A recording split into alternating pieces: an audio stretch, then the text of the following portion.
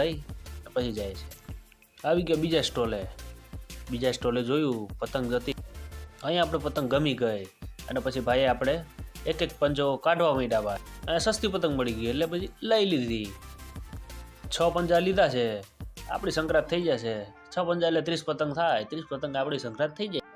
પતંગ લઈને આપણે આવી ગયા ધાબે જોયું આ વખતે પતંગ ઓછી ઉડે છે। પછી જો બતાવું આ વખતે ઓછી પતંગ ઉડે છે, ભાપુ વાગે છે।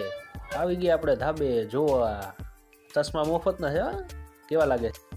બપોર થઈ ગયો છે, હવે આપણે જમી આવી, હાલો જમીન પાછા મળી। જમીન આવી ગયા, જો હવે પતંગ આપણે તો નથી ઉડાડતા, બીજા ઉડાડે છે કેમ કે આપણાથી ઉડતી જ નથી। મજાક કરો, આપણે થોડીક પતંગ ઉડાડશું। વિડીયો કાપો એ ગયો મૂકી દે